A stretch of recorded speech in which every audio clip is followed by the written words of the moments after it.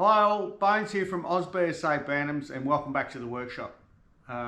In this episode we're going to basically finish off this D1 rigid. So jobs what I have to do, we've got to put the engine together, rear wheel, put bearings, new sprocket and everything on that, rewire, and then it's time for a test run. So no point talking about it, let's get stuck into it. Where we're currently up to. So we have our CDI unit on, and as I said in a previous video, that's what the CDI looks like when you mount it onto an original starter plate. So that doesn't detract from the look of the bike at all. The only difference you'll know is this cable doesn't go directly up to the spark plug. It actually follows the spine of the frame up to the the CDI unit, and then this spark plug lead comes down from there. That's the only way you can tell the difference. So chain and chain guard back in, all brakes are all back in. So I'll go around the other side because next job I've got is prepping out to start the wiring. So I'm going to have to remove that tail light there, and I'll fit a round wire pack one up. Chain adjuster on this side, it was broken, so I had to found another one, and believe it or not, it was even for a smaller axle size than what this was. So I cut it off, and it had the same adjuster cap. Had to weld them together, so we've got a chain adjuster. New speedo cable in. The original speedo cable didn't quite fit all the way up into the back of the speedo, and the customer said the speedo wasn't working. So fingers crossed. That's all it is. So exhausting that to go back on yet, but I think what I'll do is I'll go onto the wiring now. So I'll get stuck into removing or replacing this tail light, whatever it's off, and we'll start getting the bike wired up. I've just done the headlight, polished all the reflector, and got another 12 volt globe, obviously because the CDI unit's 12 volt. So I'll get this off, get some wire run, and if you didn't know, the actual wires on a rigid run through here. This is why those little bars are welded across the mudguard stay, so you can actually slide the wires in behind it. I've seen rigids where this isn't there, and I've only ever seen it, when it is there, I've only ever seen it on a rigid bike. So I don't know how long they did that for, or BSA put those little bars in, but yeah, that's where your wire runs. So the customer has opted for this round tail light, which probably looks better, but the problem being with the recess for the egg-shaped original tail light, there's not much for a lip around here to actually put a screw through or whatever. And the other problem is this is pretty badly twisted and warped. I don't want to go panel beating it straight and take it off, because trying to remove rusted screws and things like that is a bit of a challenge. What I could have possibly done if I could have got it off is actually spot weld that to this, but I've probably got to drill and pop rivet something in there. So we'll get this all lined up and centralized, marked out, and I'll have a crack at that. So third wire, that's an earth wire that I'll clamp in, I have clamped in underneath, and I'll poke that through the hole here. I'm going to pop rivet this onto the plate. Whenever I do any wiring, I never rely on the frame to act as an earth. It's just causes so many dramas. So like I'll run an earth wire all the way from the tail light all the way through to the headlight, and daisy chain well, in this case it's going to be a negative earth polarity on the bike. So I actually hook up to a wire. I don't rely on the frame at all. I think you're asking for trouble if you do. So these tail lights, I'll be the first to admit, they can be a little bit flimsy, especially in this where the contacts are up the top. Now, A lot of people complain about that, you know, they're cheap crap and all that they say. Well, maybe they are, but in the absence of nothing, I think they're better than having nothing. So what I do, in order to keep the contacts pulled hard up against the globe so they don't vibrate out, I just get some, this is self-vulcanizing tape.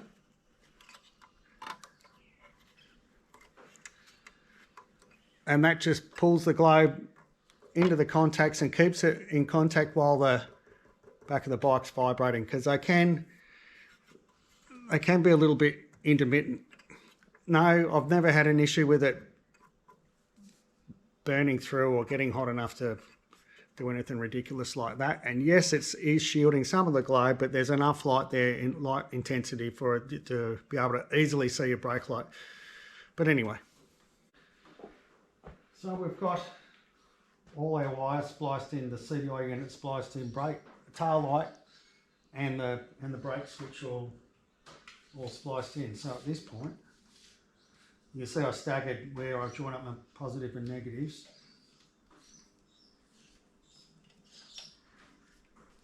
And we'll get some heat shrink on it, and we'll start cable tying those all up. Yes, I know I'm using cable ties, it's an old bike and probably should have rubber ones on it, but I just find these secure things a whole lot more. And you've got to have some sort of functionality at times too. So, headlight. It's got the original Y-pack lens in it. What I'm going to do is I'm actually going to polish the reflector in the back. It's a little bit dull, and just do a continuity check on this switch to make sure it all works properly, because I really do intend to leave it. Some people wouldn't, but you know, I reckon it should stay. Alright, so first issue. The original switch that was in here is stuffed, for want of a better word.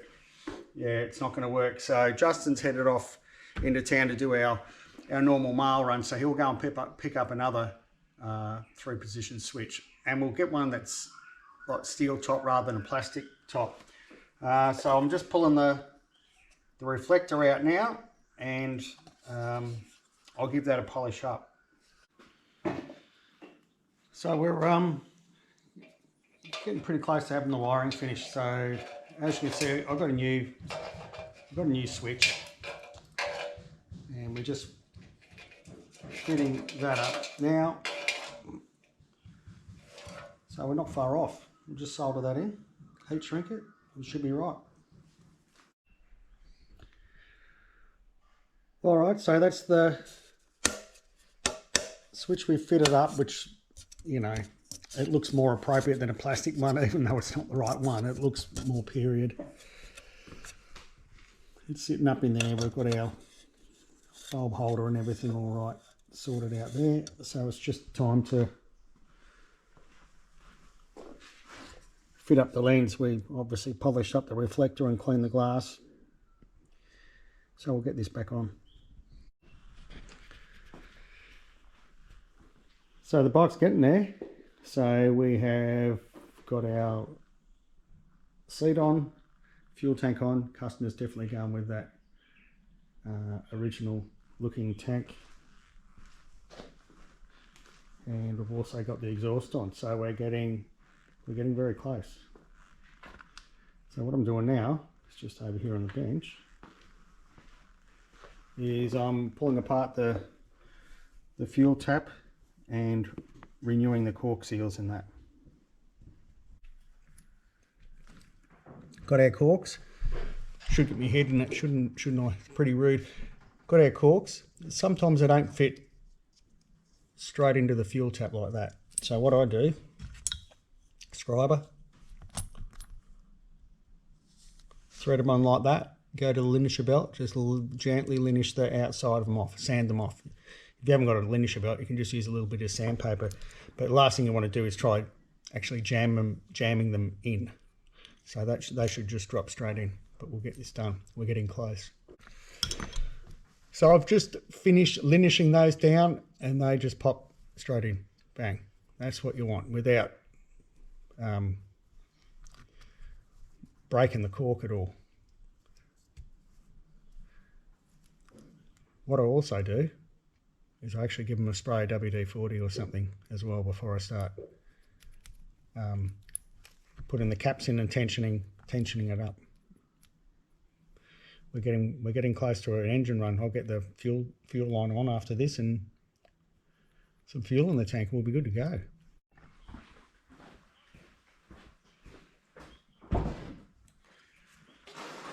All right, we've arrived at nearly the moment of truth. So we'll get some fuel into it. I've gone around and greased up our forks, our fork scroll on, sorry, not the fork scroll, the clutch scroll down here. Gone over every nut and bolt, just checking security to make sure I haven't forgotten anything. So all there is to do now, get some fuel in it, check the fuel, hose, tap, everything that I've just done, make sure that they're all right, and then it's time for a start.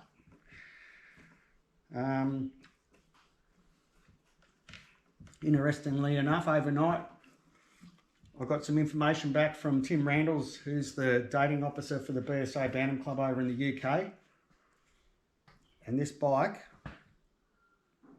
frame and engine number is as it left the factory on the 21st of December 1950. So whilst if you look at some of the records and that are around in Owen Wright's book and other publications and things like that, it details this serial number is actually a 1951, but it actually left the factory for Bennett & Wood in Sydney on the 21st of December 1950. So really good outcome for the owner, I think. So you don't see too many rigid bikes around that are frame and engine number matched, and you know, looking like this. It's fantastic. Love it. Anyway, we'll get some fuel into it.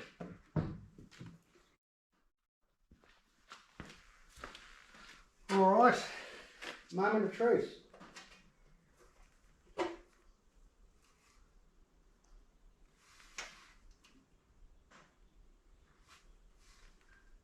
So I'm just tickling up the carby now. There's fuel coming out.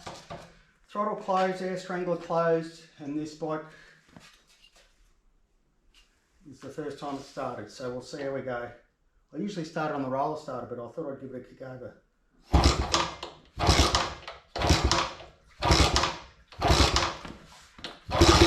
Oh. Right.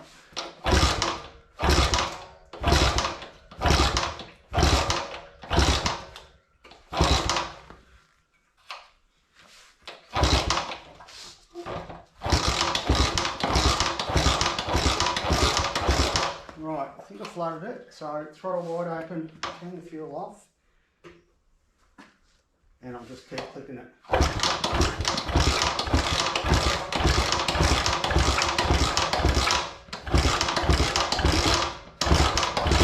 Here we go.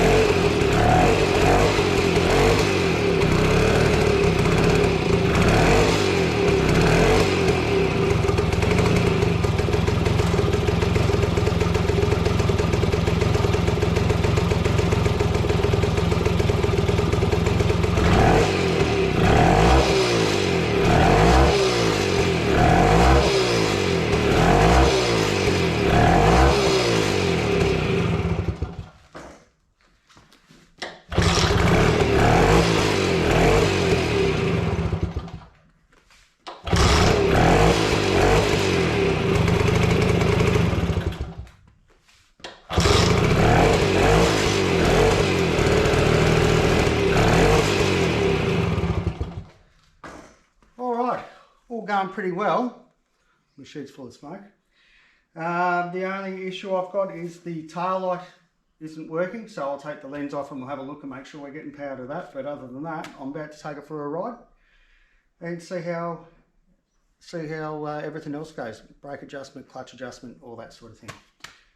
But yeah, so the initial startup on a two-stroke sometimes I find a little bit ticky touch. That's why, as I said, I generally start them on the rollers, but you err on the side of actually that you've flooded it. If you haven't sort of started it within 10 kicks, open up your air strangler, turn the fuel off, throttle wide open, just keep kicking it to clear it straight. I find that that's generally the way to get them going. But this sounds, the engine sounds really good. So it should, it's just had a fresh rebuild, so very good. Let's go for a ride.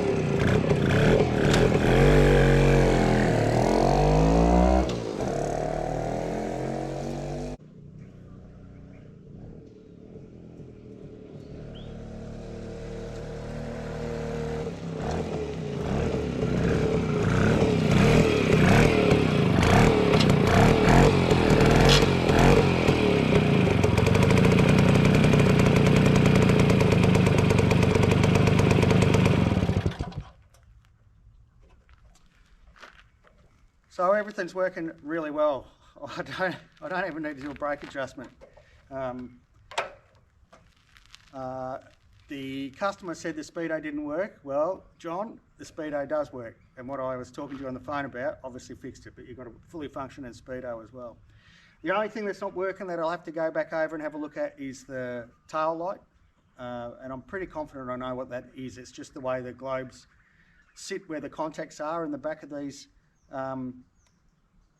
reproduction tail lights, and as you saw, that's why I do tape them up. It might have just moved off the contacts. I'm not too worried about it because I continuity test everything to make sure everything's going to work, so I'm not too worried about that. It'll be something very simple. So that's about it for this bike. It's done. So I really hope you've enjoyed these few episodes on this wonderful 1950 D1 Rigid. To all my subscribers, thanks very much for your ongoing support. I really appreciate it. And if you haven't subscribed or liked, click the button and please do so. It's great to get that feedback that people are interested in what we're doing. So from Justin and I at Oz BSA Bantams, we'll see you later.